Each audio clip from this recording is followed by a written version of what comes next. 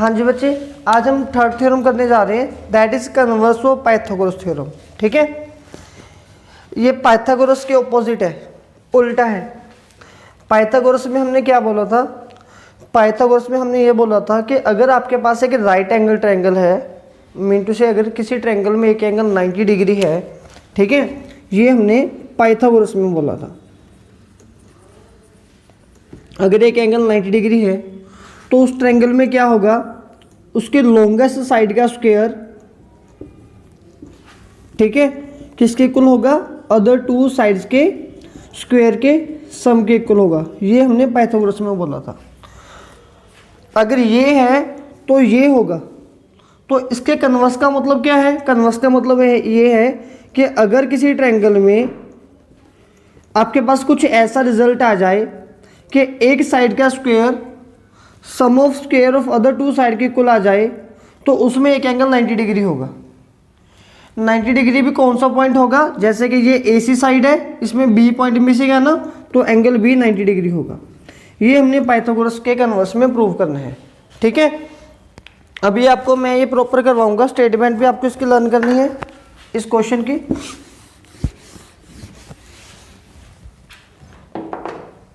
पहले हम इसकी स्टेटमेंट लिख देते हैं।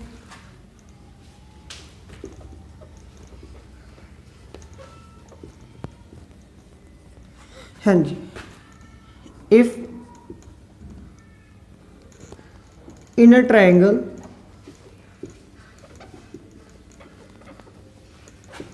सम in a triangle square of longest side is equals to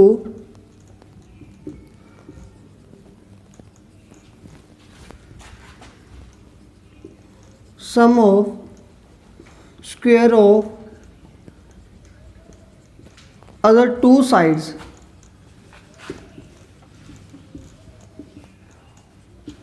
then it is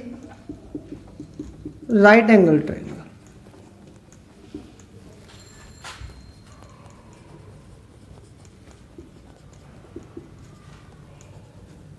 ठीक है, ये स्टेटमेंट भी आपको लर्न करनी है, मतलब कि इसकी जो वर्डिंग है वो चेंज हो सकती है आपके हिसाब से। बस थीम है आपका जो कि यही होना चाहिए आपके पास, राइट। तो चलिए अभी इसको हम स्टार्ट कर रहे हैं। सबसे पहले हमने लिखना होता है यहाँ पे गिवन, कि हमें गिवन क्या है। उसने बोला है इफ इन अ ट्रायंगल, मिनटू से आपके पास एक ट्रायंगल गिवन है ऑलरेडी। ठीक है, तो पहले आप चलो कोई भी एक ट्रायंगल बना लीजिए यहाँ पे। ये ट्रायंगल किसी भी शेप की हो सकती है। मान लो मैंने एक ऐसी ट्रायंगल बना दी, दिस इज ABC। ठीक है, if in a triangle square of the longest side, मान लो सपोज इसकी ये साइड सबसे लॉन्गेस्ट है। ठीक है, इसका स्क्वायर किसके इक्वल है? बाकी टू साइड्स के स्क्वायर के सम के इक्वल है। ठीक है, तो फिर हमें टू प्रूव क्या करके दिखाना है? हमें प्रूव करना है कि इसका एक एंगल जो है वो 90 डिग्री होगा। 90 डिग्री कौन सा? इसके सामने वाला, लॉन्गेस्ट साइड के सामने वाला angle 90, that is angle B को हमने 90 डिग्री प्रूव करना है। यहाँ तक क्लियर है? ये स्टेज 1 है इस क्वेश्चन की। ठीक है, सबको क्लियर है? अब जो हमारे पास आगे सेकंड पार्ट आएगा, सेकंड पार्ट के लिए यहाँ पे हमने कंस्ट्रक्शन करनी है। पहले वाली थ्योरम्स में कम की है, लेकिन उसमें भी परपेंडिकुलर ड्रॉ किए थे। ठीक है, इसकी कंस्ट्रक्शन काफ़ी ज़्यादा है। इसमें आपने क्या करना है? Draw a triangle PQR। एक ऐसी PQR ट्रायंगल को डिज़ाइन कीजिए, ड्रॉ कीजिए आप।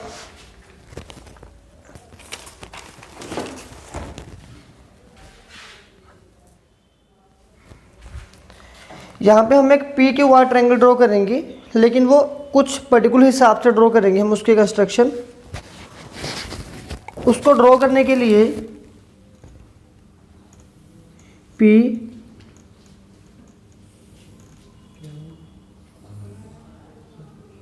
This is point PQR। ठीक है, लेकिन यहाँ पे लिखूंगा मैं सच दैट, ये इस हिसाब से ड्रॉ की गई है जिसमें कि एंगल क्यू है आपके पास 90 डिग्री, एंगल क्यू होगा 90 डिग्री, और जो पी क्यू की लेंथ वो कितनी होगी, वो इक्वल होनी चाहिए ए बी के। सपोज कर लो कि अगर ये 5 है तो मैंने यहाँ पे भी इस लाइन को 5 रखा है, और अगर ये 4 है तो इसको भी मैंने 4 रखा है, और जो क्यू आर है वो इक्वल है बी सी के। लेकिन ये दोनों लाइंस इक्वल नहीं है, ठीक है। ये मैंने कंस्ट्रक्शन इस हिसाब से की है, मैंने ये लेंथ देखी, ये लेंथ देखी, इन दोनों साइड्स के हिसाब से मैंने एक राइट एंगल ट्रायंगल ड्रॉ कर दिया, एक राइट एंगल ड्रॉ कर दिया। मान लो एक 5 है तो ये 5 ड्रॉ कर दी, दूसरा 4, पहले 90 डिग्री का एंगल ड्रॉ किया, फिर 4 सेंटीमीटर की लाइन ड्रॉ कर दी, यहाँ तक 4 है तो इसको ज्वाइन कर दिया। अब मैंने प्रूव ये करना है कि दोनों ट्रायंगल कॉन्ग्रुएंट हैं। अगर ये कॉन्ग्रुएंट आएंगे मीन टू से सेम आएंगे तो इसके सभी हिस्से सेम होंगे, सभी हिस्से सेम होंगे तो इसके ये एंगल भी सेम होंगे, तो ये एंगल अपने आप 90 डिग्री हो जाएगा। आपको ये जो पूरी इसकी स्टोरी है वो कॉन्सेप्ट क्लियर हो गया। हमने घुमा फिरा के प्रूफ क्या करना है कि ये एंगल 90 है। इसको 90 प्रूफ करने के लिए पहले अब ये प्रूफ करो कि दोनों कॉन्ग्रुएंट हैं। कॉन्ग्रुएंट प्रूफ करने से क्या हो जाएगा, उससे ये पता चलेगा कि इसके सभी पार्ट्स सेम हैं। अगर इसके सभी पार्ट्स सेम हैं तो मतलब कि इसके सभी एंगल भी सेम है, तो इसमें एक 90 डिग्री है तो इसमें भी एक 90 होगा, ठीक है। चलिए तो यहाँ पे अभी प्रूफ, एक छोटी सी लाइन लगाऊंगा यहाँ पर मैं। पहले यहाँ पे लिखा मैंने इन ट्रायंगल ए बी सी, इसमें आपको क्या गिवन है, इसमें मुझे ये वाली लाइन गिवन है, ठीक है। इसको मैं लिख लेता हूँ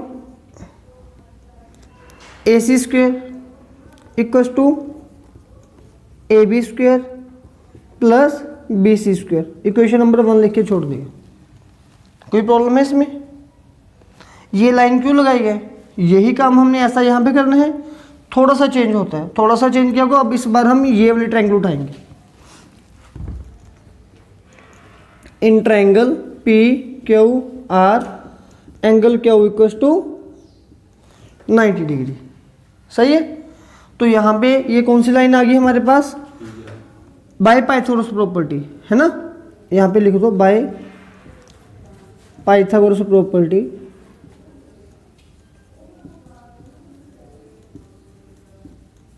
आपके पास क्या बनेगा, पी आर का square equals to P Q square plus Q R square. अगर कोई डाउट है तो बोलिए, क्लियर है नहीं, ठीक है। अभी नेक्स्ट देखिए, पी आर को पी आर रख दो, पी क्यू किसके इक्वल है, पी क्यू किसके इक्वल है, ए बी के। कैसे, क्योंकि बाय कंस्ट्रक्शन।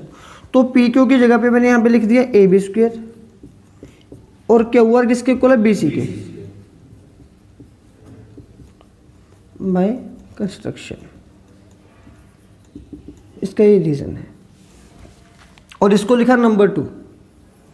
अभी फ्रॉम 1 and 2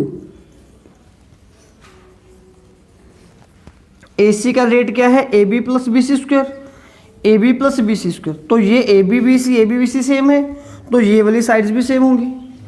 तो इसीलिए मैंने यहाँ पे लिखा a c square equals to p r square. Square और स्क्वायर कैंसिल हो गए, तो आपके पास बचा a c equals to p are.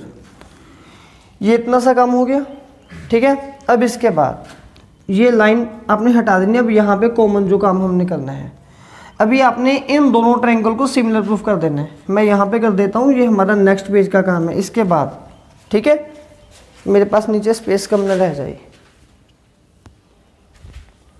अब यहाँ पे मैं क्या कर रहा हूँ, ये इन दोनों के नीचे लिखना जो मैं यहाँ पे करूँगा, ठीक है।